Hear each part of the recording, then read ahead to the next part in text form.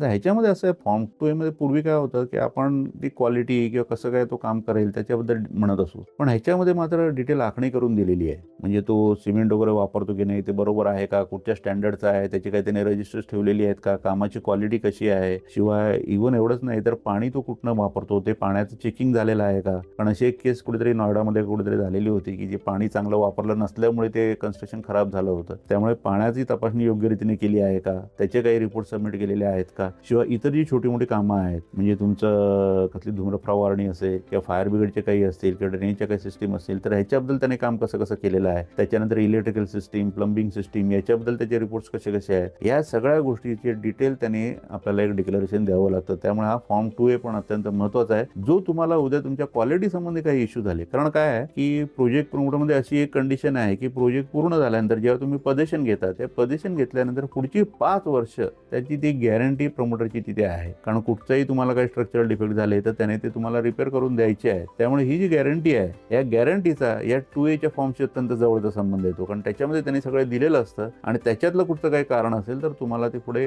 प्रमोटरला दाखवता येऊ शकतं, की ही गोष्ट चुकीची आहे किंवा चुकीचे रिपोर्ट दिलेले असेल किंवा काय, तर तुम्ही त्याच्यावर तक्रार दाखल करू शकता. त्यामुळे फॉर्म 2A हा तुमच्या पुढच्या गॅरंटीसाठी जी 5 वर्षाची आहे, त्याच्यासाठी अत्यंत महत्त्वाचा आहे.